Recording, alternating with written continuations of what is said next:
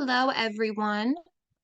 This is Miss Schwalik, and for those of you who were absent last class, I wanted to record this just so you have something to look back to and you can review the lesson. This lesson is going to start our new unit on World War II. And so I wanted to make this because this war is extremely complex and there were many different key players. And basically they can be split into two groups. And this lesson that we just had was on the Allied powers. And so the Allied powers, it's going to be Great Britain, Russia, and the United States. Going back off of World War I, which we're all familiar with at this point, and I'm sure many of you have heard about Adolf Hitler, who was kind of the head of the Axis powers, which we will discuss next class. So that's why you really need to watch this lesson video if you were absent last class, just so that you understand a little bit of the key players moving forward. And like I said, we will discuss the Axis powers tomorrow in our next lesson. So for those of you who are absent, I'm just going to go over the PowerPoint presentation that I made. We had a short Kahoot game, and there is a homework assignment at the end, which I will explain at the end of this. And you're going to need the information from the slideshow to do that paragraph. So just an overview of the lesson today. Like I said, it is on the Allied powers and some of their motivations for why they joined the war and why their alliance formed. And so we're just doing very basic overview today, just on those key players especially. But going forward through our lessons tomorrow and so forth and so on, we will kind of get into the nitty-gritty of each individual player and also their nation and what exactly it was that they wanted to get out of the war. So, like I said, for today's lesson, we're going to learn more about the leaders of the Allied Powers Alliance, what the alliance did, and why the alliance was formed. And then we'll also start to explore the main goal of the alliance. So I am going to share my screen now, and then we will get into the PowerPoint. And it's very short, so let me share my screen one moment.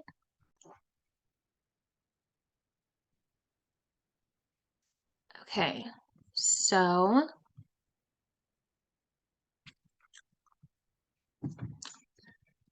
let's go ahead and start. Okay, I'm just gonna move my little camera right up there.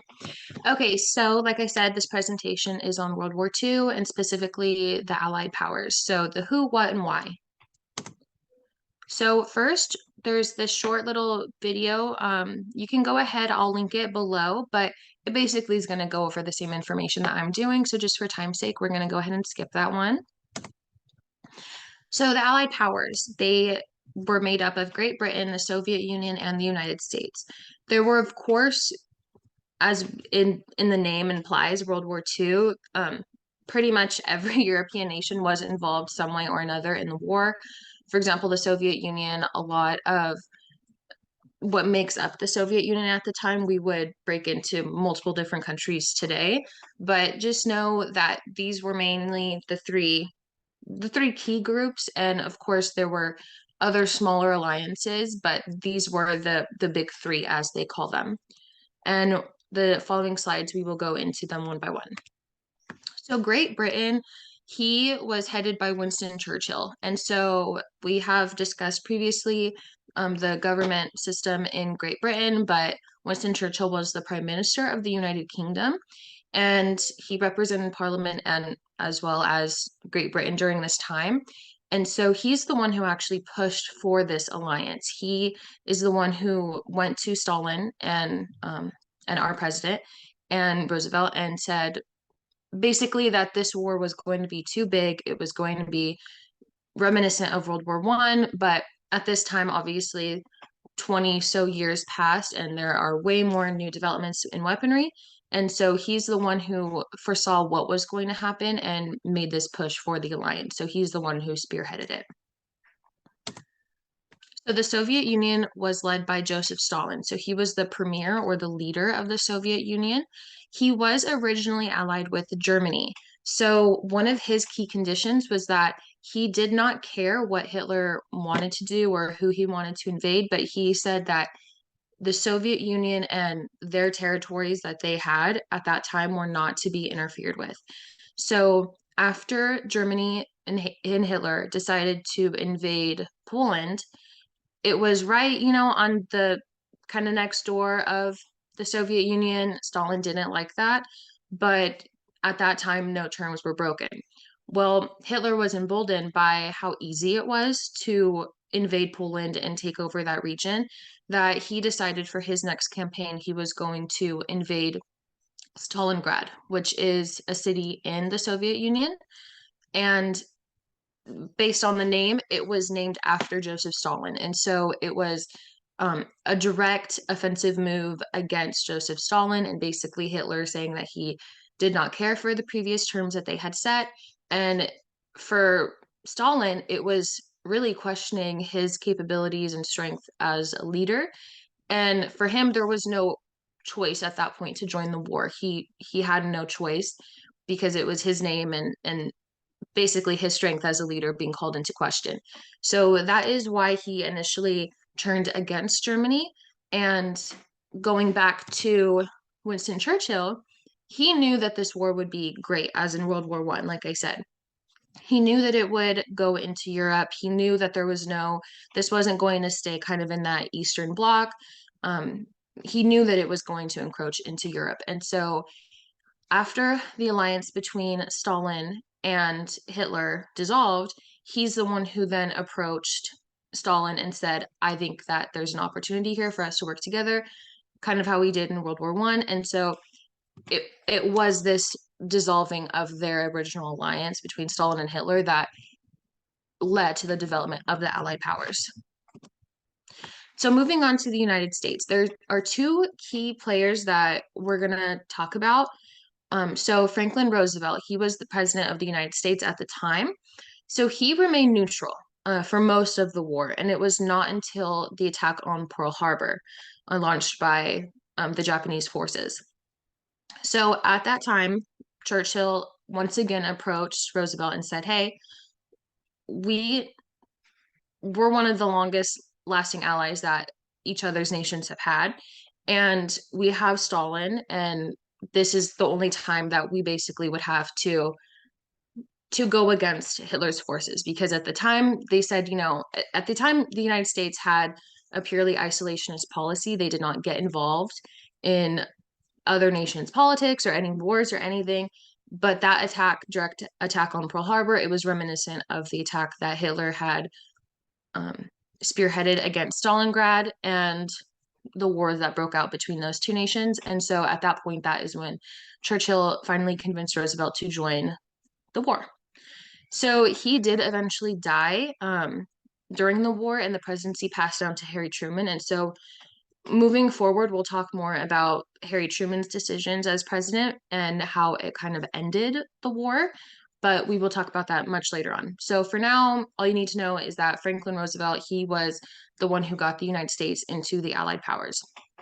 The other key American that we will talk about is Dwight Eisenhower. So he was the supreme commander of the Allied forces in Europe. So he's the one who spearheaded and kind of represented America overseas and our our army, our military. So he planned and implemented the two most important battles during World War II, and it really shifted the tide of war. And so by the time the United States gets involved in the war, it's very rapidly the war is very rapidly ending at that point. And so it pretty much is credited to Dwight Eisenhower for his military prowess and the way that he was able to execute these wars. And so again, going forward in the lessons that we'll have in this unit, we will learn more about these battles during World War II. And so Dwight Eisenhower's name will come up. So that's why I included him in this lesson, just important figures to keep in mind. So what was the purpose? So as I kind of touched on, each individual person and nation had their own purpose for joining the war, but together they joined as a defensive power against Germany and the Axis powers, specifically against their aggression. So at first they did join more as a defensive bloc to kind of ward against any aggression, but that did not help in the slightest. And so that's what really pushed them into actively fighting.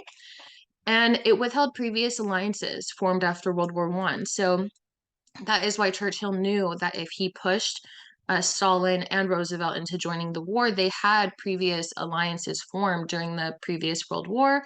And this was only 20 years later. So, these men were they were around at the time. They knew what that war looks like, and they realized how strong those alliances were because it led to their victory during World War One. And also just a show of force and military power. Like I talked about the invasion of Stalingrad, that was a direct hit against Stalin's pride and his leadership, as well as the attack on Pearl Harbor. No one thought that any nation in the Axis powers would be emboldened enough to attack America directly. And we will get into that battle as well in the attack on Pearl Harbor because as a military tactic, it was very damaging to the United States Navy fleet. So we'll get more into that. But that is why basically they decided to join forces together. Each of them very powerful in their own right in their nations as well, but together as the three, that's why they call them the big three. At that point, pretty much every other nation that was on the sidelines or wasn't really getting involved at that point, they really had to pick a side because they knew the big three are coming and this is going to be a full out war. So the main goal that they had. So I'm just going to read this blurb word for word. So it's the overall goal of the alliance was to force the unconditional surrender of the Axis powers and establish military supremacy in Europe.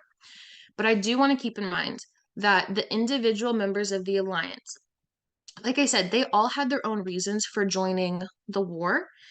It wasn't necessarily, they were kumbaya with each other and they're friends and so they wanted to help each other. They all had their own political and philosophical agendas. And this caused tension during and after the war. And while this won't be as big of an issue in this unit moving forward in our next lesson after World War II, this will be important. So and honestly, the way that World War II ended and those political divides still can be seen in effect today. So this is going to be really important. So I just want you to keep that in the back of your mind as we move forward in this unit, that yes, while the Allied powers are working together at this point, it is all they are just using each other. It's not because they're friends. They all have their own political and philosophical agendas. Like I said before, Stalin originally, he did not care what was going on in Germany, what Hitler was doing. He only got involved because it was his namesake, Stalingrad, that was being attacked. So, and America at the point, like I said, very isolationist, did not want to get involved, figured that this war was just a European war and it had nothing to do with America. And if at the time the Japanese did not attack Pearl Harbor, we probably would not have gotten involved in the war, especially after World War One. So just keep that in mind. Yes, as we move forward in the unit, we'll talk about how they work together, but there's also things that each individual leader and nation did on their own during the war. So it's not like every decision was formed in unison together. And they all have big egos. So I just want you to keep that in mind. And that is the end of our presentation.